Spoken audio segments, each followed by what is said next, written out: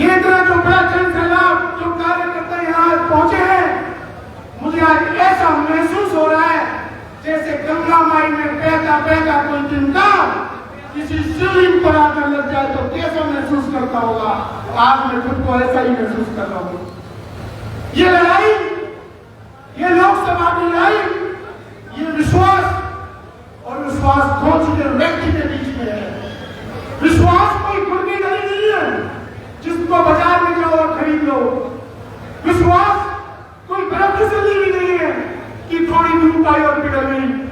विश्वास जमाने में सदियों लगती है, शरीर को तपाना पड़ता है। यदि ऐसा कोई विश्वास कहीं है तो इसी मंच में चौधरी नरेंद्र प्रताप के रूप में है।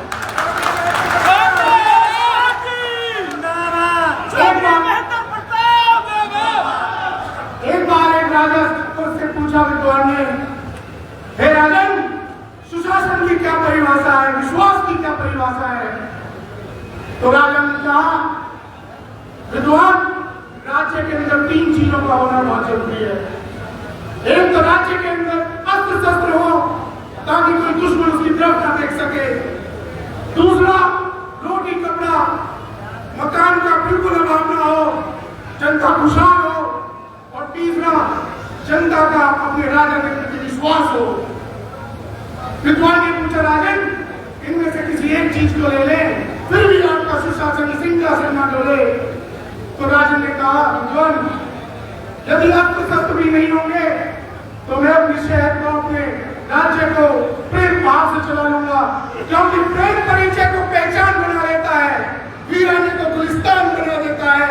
मैं आप भी कहता हूँ, औरों भी नहीं, प्रेम इंसान को भगवान बना देता है, भगवान बना देता है। बची 2 चीजों में से किसी एक चीज को और ले लिया जाए फिर भी आपका सिंहासन न डोले। तो राजा बोला, अगर जनता के पास थोड़ा खाने पीने का भाव होगा फिर भी मैं अपने शासन को अच्छे से चला लूंगा, लेकिन विद्वान, यदि जनता का विश्वास मुझ पे से डोल गया, समझ लेना ये सुशासन, ये सिंहासन उसी दिन डोल गया। आज इस सरकार का, यहाँ के एमपी का विश्वास डोल चुका है। यदि वो विश्वास को किसी में देखते हैं तो आदरणीय नरेंद्र प्रताप जी के रूप में देखते हैं। दोस्तों, आकाश की कोई सीमा नहीं होती, धरती का कोई तोल नहीं होता, साधु की कोई जात नहीं होती। वैसे ही विश्वास, ये भी, इसका भी कोई मोल नहीं है, कोई ये मोल चीज है। इसलिए आज मैं आप सबसे केवल एक निवेदन करने आया हूँ, क्योंकि चुनाव का टाइम है, जनता विश्वास देख रही है और लोकतंत्र में विश्वास मत के साथ चलता है। एक युग था जिसे हम राम राज्य कहते थे, जहां राजा मां के गर्भ से जन्म लेता था। राजा लूला हो, लंगड़ा हो, धृतराष्ट्र हो, जनता उसे अपना राजा मान लिया करती थी। उसके बाद लठतंत्र आया, राजतंत्र आया, जिसे औरंगजेब भी कहते हैं, जहां भाई ने भाई की गर्दन काटी, पुत्र ने पिता को मारा और सिंहासन ले लिया। ये लोकतंत्र है दोस्तों। लोकतंत्र जब मतपेटी के गर्भ के सामने जो बटन होता है, जब आप उसको दबाओगे, वहां से जनसेवक का जन्म होगा। इसलिए मैं आपसे गुजारिश करना चाहता हूं कि आने वाली 25 तारीख को हाथ के सामने वाले बटन को आप दबाएं, बाहरी मौका से चौधरी नरेंद्र प्रताप जी को विजय बनाएं, क्योंकि हाथ ही बदलेगा हालात। और उसके लिए आप लोग हमारे साथ पिछले कुछ सालों से रोड पर रहे। हमने चौधरी साहब लगभग 5 बड़े रोड प्रदर्शन शहर में किए। इस सरकार को जगाने के लिए हमने सड़कों पर अपना सब कुछ लुटा दिया। लगभग 16 प्रदर्शन हम लोगों ने एमसीएफ के सामने किए, कभी हम लोगों ने सेक्टर द्वारा किए, कभी एसडीएम ऑफिस के बाद किए। आज वो समय आ गया दोस्तों, जब हम इस बीजेपी सरकार को यहाँ से उतार सके। मेरी एक बात याद रखना, क्योंकि ये लड़ाई बीजेपी के साथ है, उनके संगठन के साथ है।